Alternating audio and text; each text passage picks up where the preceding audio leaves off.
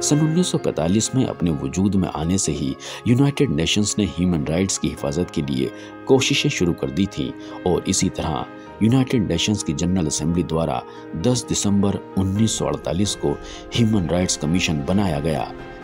Human rights वो rights हैं जिनसे इंसान को नस्ल, जात, नेशन, धर्म और लिंग वगैरह की बिना पर उसके अधिकारों से उसे महरूम नहीं रखा जा सकता। हर एक इंसान को जिंदगी में आज़ादी, समानता और इज्जत का हक हासिल है। भारतीय संविधान में ह्यूमन राइट्स को एक अहम मकाम हासिल है। 28 सितंबर 1993 से भारत में मानव अधिकार कानून अमल में आया, जिसमें बाल विवाह, बाल मजदूरी, हेल्थ, HIV और अनुसूचित जाति व जनजाति के हुकूक शामिल हैं। हर शख्स को आज़ादाना जिंदगी जीने का हक है। संविधान में हर शख्स को कुछ खास अधिकार दिए गए हैं। भारतीय संविधान इन हुकूक की न सिर्फ यकीन दहानी दिलाता है, बल्कि इसे तोड़ने वालों को सजा भी देता है। हर शख्स को अपने हुकूक के लिए जागरूक रहना चाहिए और अपने आसपास के लोगों को भी जागरूक करना चाहिए। मानव अधिकार दिवस का मकसद उसी वक्त कामयाब होगा जब हर शख्स अपने अधिकारों से वाकिफ रहेगा।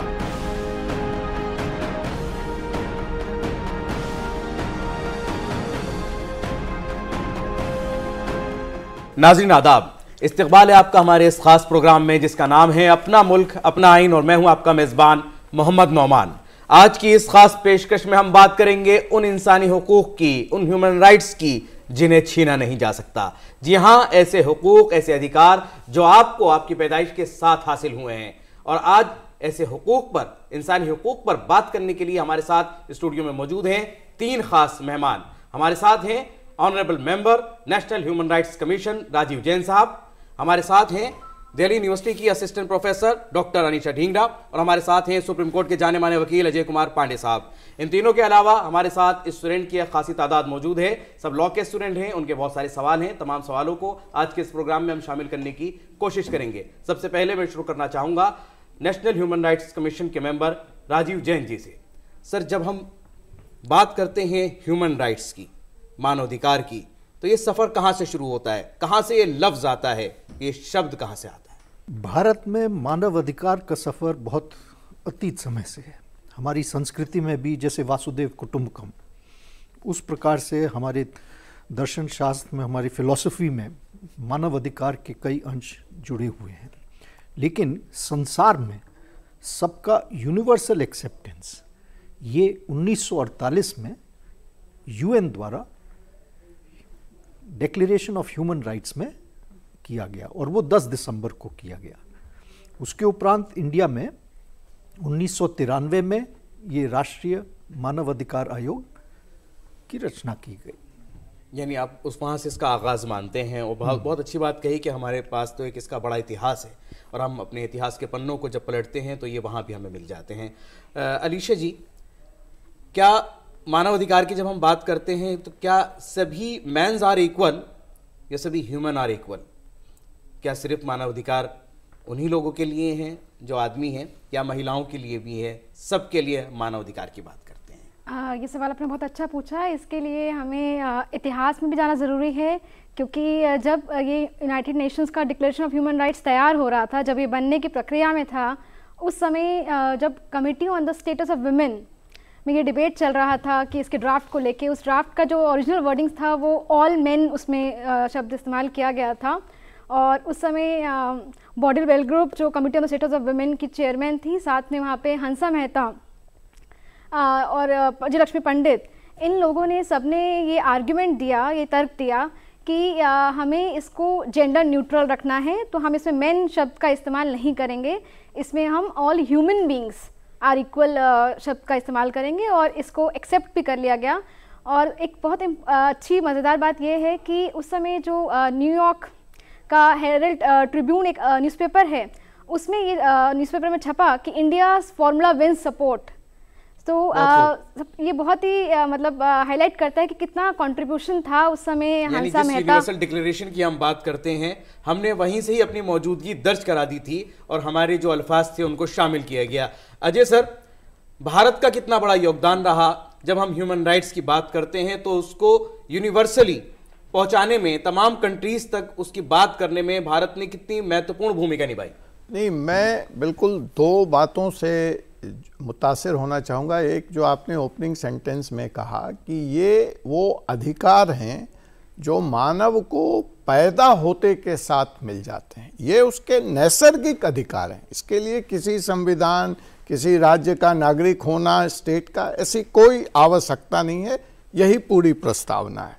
सर की बात को अगर मैं आगे बढ़ाऊं, राजीव सर की बात को, तो उन्होंने कहा कि वसुधैव कुटुंबकम। तो वास्तव में कई बार जब मानव विकास के पथ पे चलता है तो उसको ऐसा लगता है कि वो आगे बढ़ रहा है, लेकिन उस आगे बढ़ने की प्रक्रिया में वो अपने मूल, अपनी और संस्कृति और संस्कृति को खोता है।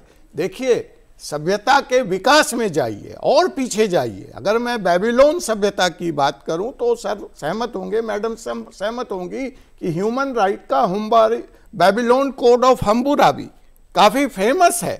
कुरान में इसकी बात की गई, जैन संप्रदाय में बात की गई है, गुरु गोविंद सिंह जी ने बात करी है, गीता में बात की गई है। मतलब ऐसा कोई धर्म ग्रंथ नहीं है। कन्फ्यूशियस ने इसकी बात करी है। जो चार्टर्ड हम बना रहे थे उसमें भी ये सारे ग्रंथ, कुरान है, जैनिज्म है, वो सब आया है।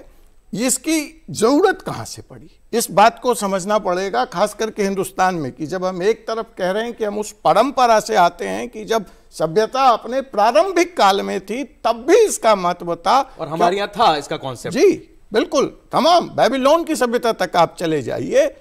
ये डिस्टॉर्ट कहाँ से हुआ? जब ब्रिटिश हुकूमत हिंदुस्तान में आई है, वहां से डिस्टॉर्शन शुरू हुआ और वहां से फिर ह्यूमन राइट ज्यूरिस्प्रूडेंस की बात चालू हुई। और बजौत लॉ, बजौत, देखिए इसका गोल्डन रूल है एक, जिसमें एक वो कोट है, you do unto what you would like not others to do. आप दूसरों से वैसा ही व्यवहार करें जैसा व्यवहार आप दूसरों से अपने प्रति चाहते हैं। अगर इस गोल्डन रूल को मान लिया जाए तो शायद हमें किसी कानून की जरूरत नहीं पड़ी। लेकिन जो डिस्टॉर्शन आया वो ब्रिटिश हुकूमत के टाइम में आया। उन्होंने क्रिमिनल स्ट्राइप पैदा किए, बहुत तरह के विभेद पैदा किए, और तब जैसा कि सर ने फरमाया, बिल्कुल ठीक पहला कि 1993 में हमें ह्यूमन राइट्स एक्ट बनाने की ज़रूरत पड़ी, जिसके तहत ये कमीशन आया।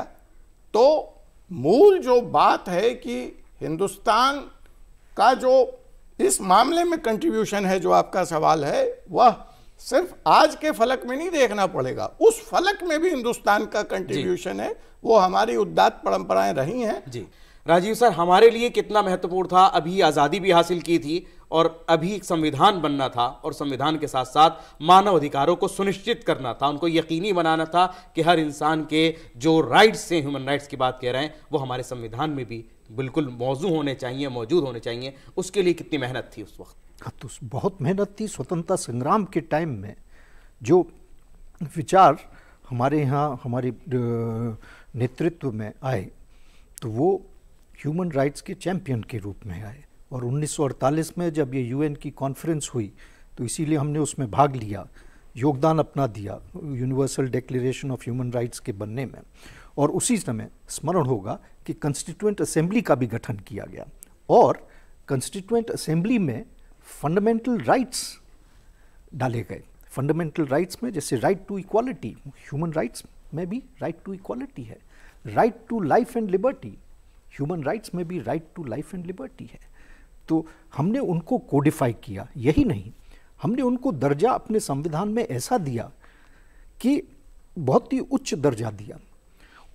उसके हनन के लिए फंडामेंटल राइट्स, फंडामेंटल, उनके हनन के लिए आर्टिकल 32 और 226 में कोई भी व्यक्ति सीधे सुप्रीम कोर्ट तक आ सकता है या हाई कोर्ट जा सकता है। जहां उसके इन अधिकारों का हनन होता है, कहीं ना कहीं उसको वायलेट किया जाता है। ये दर्जा हमने दिया कि वो सीधा सुप्रीम कोर्ट में हमारे जाकर के उसको चैलेंज कर सकता है और उस मुद्दे को उठा सकता है। तो हम शुरू से ही हम चाहते थे कि संविधान ऐसा बने जिसमें ह्यूमन राइट्स भी सम्मिलित हों। लिशा जी, जैसे कि संविधान की बात आई, जिस वक्त हम संविधान हमारा बन रहा था और उसी वक्त जो है यूएन डिक्लेरेशन भी कहीं ना कहीं साथ साथ चल रहा था, कितना असर डाला उस साथ साथ के चलने ने हमारे संविधान पर और उधर यूएन डिक्लेरेशन के ऊपर?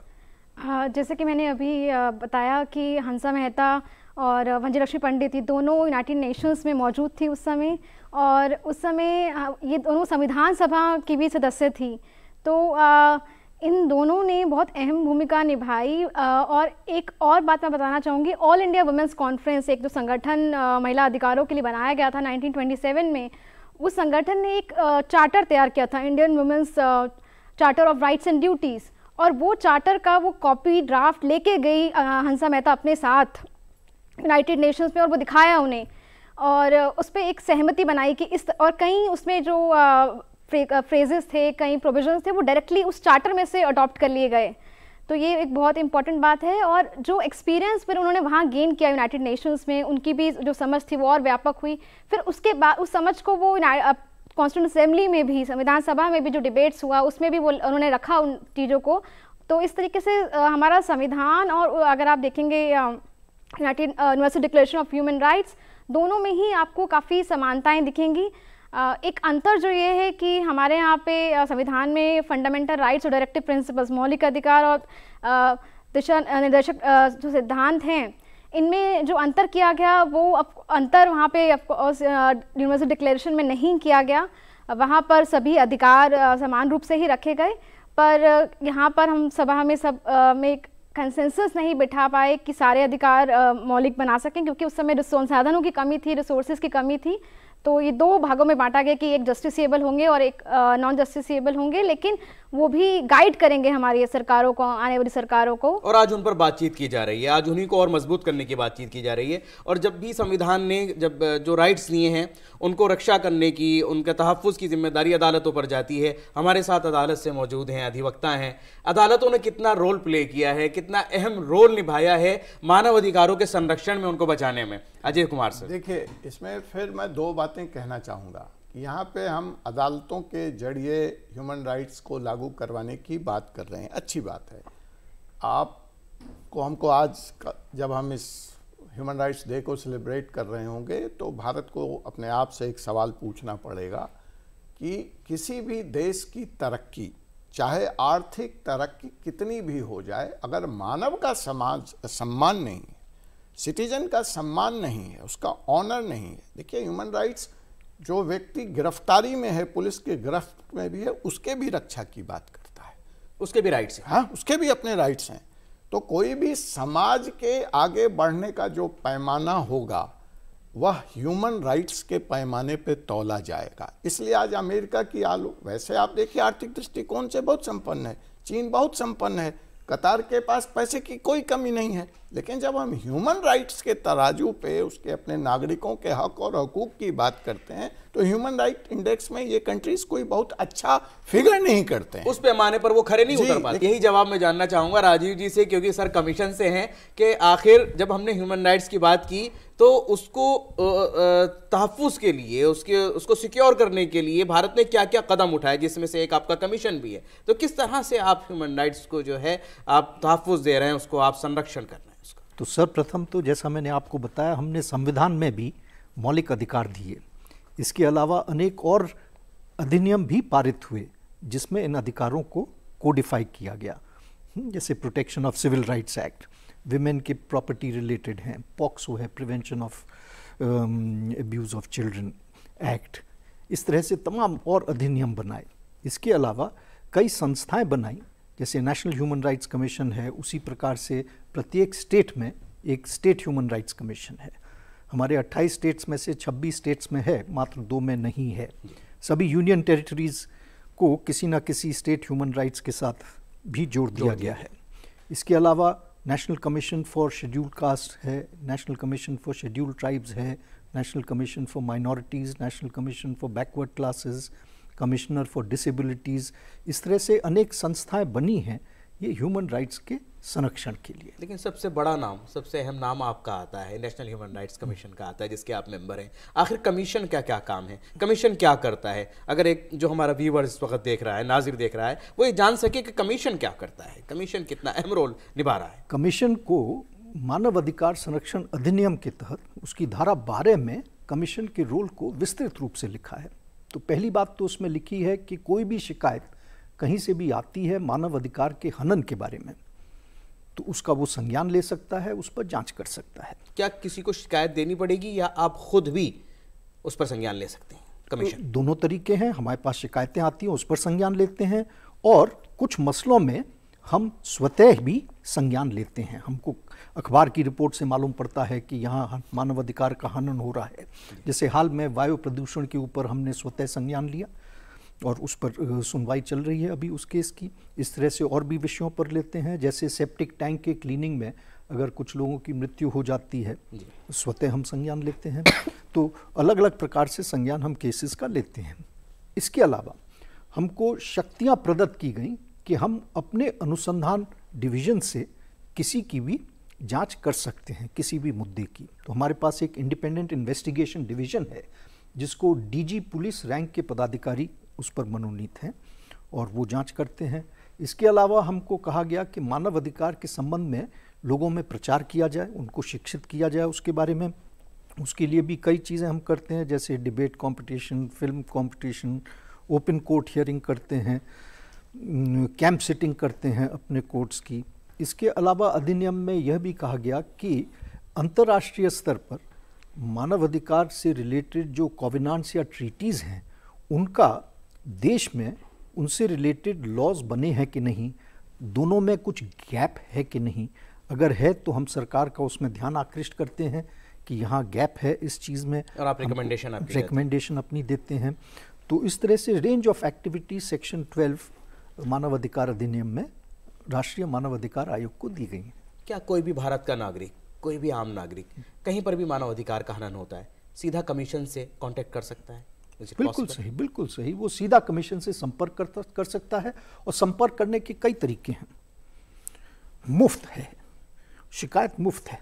किसी भी तरीके से हमको शिकायत दे सकते हैं, हमारे पोर्टल पे जाके शिकायत दर्ज कर सकते हैं। आप हमको चिट्ठी लिख सकते हैं, ईमेल लिख सकते हैं।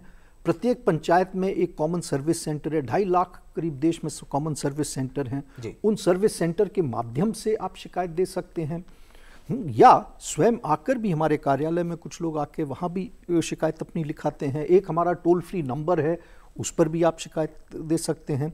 तो हमको जब शिकायत मिलती है हम उसका अध्ययन करके देखते हैं कि हाँ इससे मानव अधिकार का हनन यदि हुआ है, तब फिर हमको सिविल कोर्ट की शक्तियाँ प्रदत्त हैं मानव अधिकार आयोग को। तो हम उन शक्तियों का प्रयोग करते हुए नोटिस जारी करते हैं वैसे सरकारी कार्यालय के प्रति जिन पर यह आरोप है कि उन्होंने हनन किया है मानव अधिकार का। तो सिर्फ नोटिस तक आपकी पावर्स हैं या सजा तक भी आप जा सकते हैं? हमको नोटिस के अलावा जांच की पावर है। सजा में हम डायरेक्ट सजा नहीं देते हैं, हम अनुशंसा करते हैं सजा की, या हम अनुशंसा करते हैं कि जो व्यक्ति प्रभावित हुआ है, जिसका मानव अधिकार का हनन हुआ है, उसको मुआवजा दिया जाए, कॉम्पेंसेशन दिया जाए। और हमारी 95% से ज़्यादा अनुशंसाएं को सरकार मान लेती है। तो ये तो बात हुई कमीशन की और रिकमेंडेशन की, लेकिन तमाम ये जो रिकमेंडेशंस हैं या जाती हैं तो बहुत सारे मामले अदालत में पहुंचते हैं। तो अदालत का मामला जानने के लिए मैं फिर एक बार रुख करूंगा अजय जी का, कि अदालत के अंदर जब ये मामले जाते हैं तो वहाँ क्या स्टेटस है, वहाँ क्या हालात हैं, और अगर हनन की बात करते हैं तो क्या है मानव अधिकार का हनन?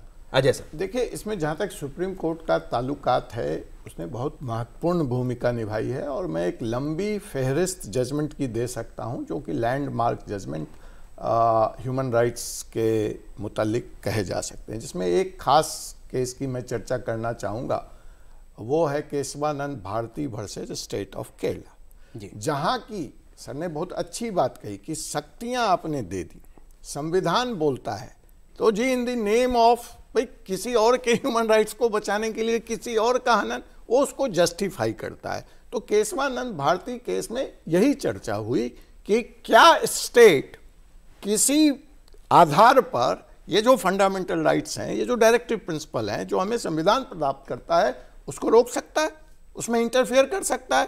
तो स्पष्ट जजमेंट आया नो, और अगर ऐसा कुछ करता है स्टेट तो वो वाइडेबल होगा, वो न्याय संगत नहीं होगा, वो वैलिड नहीं होगा। फिर इसी तरह से और भी जजमेंट आया कि क्या किसी को स्टेट विदेश जाने से रोक सकता है, वो भी बड़ा फेमस केस रहा। तो उसकी भूमिका समय समय पे राज्य को अपने परिधि में जो नागरिकों के अधिकार हैं उसमें रहने की भूमिका बहुत महत्वपूर्ण रही। ह्यूमन राइट्स कमीशन से मेरा ताल्लुकात रहा है इनसे काम करने का। सर ने जैसा बताया बिल्कुल सही है कि मुफ्त की शिकायत है, आप कर सकते हैं। और मैं बता रहा हूं ग्राउंड जीरो एक्सपीरियंस से कि चाहे उनको सजा देने की पावर ना हो, लेकिन अगर सिर्फ ये खबर छप जाए कि ह्यूमन राइट्स ने संज्ञान ले लिया है तो अच्छों के बल पे, पेशानी पे बल पड़ जाते हैं, पसीने छूट जाते हैं। लेकिन जनता ही, नागरिक ही यह मान के बैठी हुई है कि कुछ होता नहीं है। उस एटीट्यूड से इस ह्यूमन राइट पे हम जो संदेश देना चाहेंगे भारत के नागरिकों को कि उस निराशावाद से बाहर निकलिए, प्रयास कीजिए। अब तो टेक्नोलॉजी भी उपलब्ध है। मैं तो उस जमाने की बात कर रहा हूं कि आप चिट्ठी लिख सकते थे, हर आदमी का दिल्ली आना संभव नहीं था, लेकिन अब तो ईमेल है, टोल फ्री नंबर है। आप एक बार शिकायत करके देखिए तो लोगों ने इसके लिए लोगों को खुद आना पड़ेगा अपने अधिकारों के लिए, ताकि आपके अधिकारों का कहीं पर भी आपके हुकूक का वायलेशन ना हो, उसके लिए आपको खुद मैदान में आना होगा। अब हम रुख करेंगे स्टूडेंट्स की तरफ जो बहुत देर से इंतजार में हैं, अपने सवाल पूछना चाहते हैं। और कौन कौन हैं जो सवाल पूछना चाहते हैं? सवाल पूछें। मेरा नाम अतिक्ष वैष्णव है और मेरा सवाल राजीव जी से है कि मैं प्रेस फ्रीडम और मानवाधिकार का एक बहुत गहरा संबंध मानता हूँ। हाल ही में मैंने देखा कि मई में जो वर्ल्ड प्रेस फ्रीडम इंडेक्स की रिपोर्ट आई थी, उसके हिसाब से भारत का स्तर 150वां था। तो आपको क्या लगता है कि क्या ये भारत का सही चित्रण है या फिर ये एक प्रोपेगेंडा हम इसे कह सकते हैं? बहुत अच्छा सवाल है जी। राजीव जी, बहुत अच्छा सवाल है। ये बिल्कुल ही प्रोपेगेंडा है। आप स्वयं देखते होंगे कि हमारा प्रेस कितना सशक्त है, इतने सारे मुद्दे वो उठाता है। और कई केसेस में, जैसा मैंने पहले भी बताया, हम स्वतः संज्ञान लेते हैं प्रेस की ही रिपोर्ट पर। ये वायु प्रदूषण वाला प्रेस की ही रिपोर्ट पर संज्ञान लिया। तो ऐसे कई केसेस होते हैं जिसमें हम प्रेस की रिपोर्ट पर संज्ञान लेते हैं। हमारा प्रेस बहुत स्वतंत्र है, बहुत सशक्त है। और जो इंडेक्स आप बता रहे हैं उसमें जो भी फिगर है वो सही नहीं है, यानी उसके अंदर कहीं ना कहीं प्रोपेगेंडा का इस्तेमाल किया गया है। अगले सवाल की तरफ हम बढ़ेंगे। मेरा नाम मुकुल परमार है। मेरा सवाल राजीव जी आपसे ही है कि जैसा कि आप लोगों ने बताया कि 1900 जब हमारा भारत देश आज़ाद हुआ, जब हमारे संविधान में फंडामेंटल राइट्स दिए गए, तो 1993 में हमें फिर नेशनल ह्यूमन राइट्स कमीशन की ज़रूरत क्यों पड़ी? जी बहुत अच्छा, मैं आपको बताता हूँ।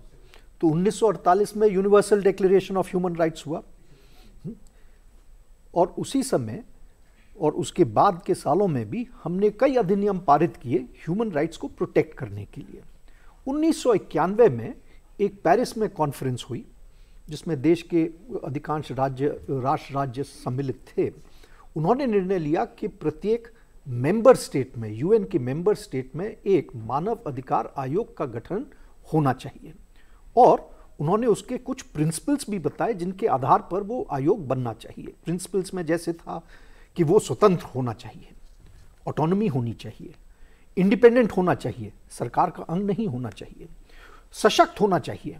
तो उसको सिविल कोर्ट की पावर हमको प्रदान उसी के तहत प्रदत्त की गई। उसका इंडिपेंडेंट इन्वेस्टिगेशन विंग होना चाहिए, उसके पास पर्याप्त साधन होने चाहिए।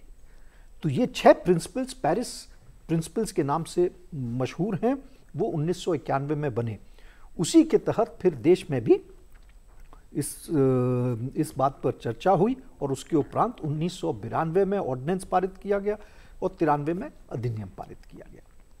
तो यानी जहाँ जहाँ जो चीज़ ज़रूरत महसूस की गई, और आज भी इसके ऊपर मीटिंग्स होती हैं, बड़े बड़े सिंपोजियम होते हैं, इजलास होते हैं दुनिया में, और ये बात सामने आती है कि अब आगे क्या कुछ करना चाहिए। अगले सवाल की तरफ हम आना चाहेंगे। अगला सवाल किसका है? मेरा नाम भूमिका है और मेरा सवाल पूरी ही ऑनरेबल पैनल से है। जब हम ह्यूमन राइट्स की बात करते हैं तो ये एक लैक ऑफ अवेयरनेस हमें यहाँ पे देखने को मिलता है। आप कहते हैं कि लोग आकर आपको टोल फ्री नंबर पर कॉल करें या ऑनलाइन रीच करें, लेकिन लोगों को अपने फंडामेंटल राइट्स या ह्यूमन राइट्स के बारे में पता ही नहीं है। तो सर, मैम, आप सबको क्या लगता है कि इसको ख़त्म करने के लिए एक आम नागरिक को या बड़ी हस्तियों को जो लोगों को इन्फ्लुएंस कर सकते हैं, उन्हें क्या करना चाहिए? बड़ा अच्छा सवाल है और इसी को हम आगे तक पहुंचाने के लिए आज ये प्रोग्राम कर रहे हैं ताकि लोग जान सके मानवाधिकार के बारे में और फंडामेंटल राइट्स के बारे में। जी मैडम, मैं आपसे भी इस पर एक रिमार्क्स चाहूँगा और एक छोटा सा रिमार्क्स अजय सर से भी चाहूँगा। ओके, तो सवाल बहुत अच्छा है। जैसे कि अभी बताया कि ये शो का पर्पस यही है कि लोगों को जागरूक कर सके उनके अधिकारों के बारे में। जब हम बात करते हैं युवा पीढ़ी की, स्पेशली कॉलेज गोइंग स्टूडेंट्स जैसे आप लोग हैं, दिल्ली यूनिवर्सिटी ने एक नया पेपर शुरू किया है कुछ वर्ष पहले, योर लॉज योर राइट्स। तो उस पेपर को शुरू करने का मकसद ही यही है कि छात्रों को हम छात्राओं को बता सकें कि आपके कानून क्या हैं, आपके अधिकार। अब योर यहाँ पे शब्द का इस्तेमाल इसलिए हमने किया है, हम लोकतंत्र में जी रहे हैं, तो जितने भी कानून हैं वो कानून आपके ही हैं, ऐसा नहीं है वो कानून सरकार के हैं, वो आपके कानून हैं, और जो अधिकार हैं वो भी आपके ही हैं। तो इसी तरीके से और विश्वविद्यालयों में भी इस तरह के पेपर्स शुरू करने की ज़रूरत है, ताकि जो स्टूडेंट्स पढ़ रहे हैं उनको एक अवेयरनेस, एक जागरूकता मिले सभी अधिकारों के बारे में, सभी कानून के बारे में। यानी एजुकेट करने के लिए जो स्टेप्स लिए जा रहे हैं उसके बारे में आपने बताया। अजय सर, एक छोटा रिमार्क चाहूँगा इस सवाल। देखिए, सवाल बिल्कुल मौजूद है, लेकिन जैसा कि मैंने कहा कि वक्त का पहिया जब घूमता है तो प्रेस, तो जिस समय प्रेस फ्रीडम की बात की गई थी, जिस इंडेक्स का हवाला आपने दिया, वो एक सवाल है, लेकिन प्रेस की परिभाषा बदल चुकी है, आज मीडिया की परिभाषा बदल चुकी है। तो कुछ ऐसी समस्याएं भी आ गई हैं जो उस परिस्थिति में डिफाइन नहीं है। कॉन्स्टिट्यूशन की बात हुई, कॉन्स्टिट्यूशन में तो जो है, लेकिन जो चीज़ कॉन्स्टिट्यूशन में भी नहीं है, आपको समझना पड़ेगा कि India is signatory to universal declaration of the chartered. तो जो बात हम भले डायरेक्टिव प्रिंसिपल में कवर नहीं कर पाए हैं, अपने फंडामेंटल राइट्स में नहीं कर पाए हैं, इसका मतलब ये नहीं है कि इंडिया उसको डिनाई कर सकता है। अगर आप कोर्ट जाएंगे तो वो इनफोर्सेबल है। अब जहाँ तक सवाल है कि आपको पता नहीं होना, आप सब युवा हैं, सर ने इतने सारे कमीशन की बात की कि commission for minorities, commission for disability, why there is no commission for youth? Hindustan आज किस बेसिस पर अपनी छाती पीट रहा है, अपना डंका बचा रहा है कि भैया हम युवा देश हैं, 60% हमारी जनता जो है वो 20 साल 21 साल की है, और उसी पे हम गर्व कर रहे हैं, और उसके लिए कमीशन नहीं है, तो उसकी मांग करो ना। Youth are for all commissions, तो सारे कमीशंस के लिए इनका इंतजार है कि ये जाकर के सारे कमीशंस के साथ जाकर के जुड़े। अगर यूथ के लिए कमीशन नहीं है, लेकिन हमारे पास यूथ है कमीशंस के लिए, आज के इस प्रोग्राम को हमें यही मुकम्मल करना होगा क्योंकि हमारे पास वक्त की कमी है। मैं बहुत शुक्रगुजार हूँ तमाम स्टूडेंट्स का, अपने तमाम पैनलिस्ट का, कि आज इतने अहम मौजू के ऊपर आपने अपने ख्यालात रखे, स्टूडेंट्स ने भी एक अच्छे सवाल पूछे, और आप तक, यानी कि हमारे जितने भी इस वक्त देखने वाले हैं व्यूवर्स तक ये बात पहुँची कि आपके जो अधिकार हैं वो क्या हैं, उन्हें कोई नहीं छीन सकता। और अगर कहीं आपके साथ कुछ ज़्यादती होती है, कहीं आपके अधिकारों को छीनने की कोशिश की जाती है, तो आप जागरूक हों, खड़े हो जाएं, और आपके लिए पूरा सिस्टम आपके साथ है।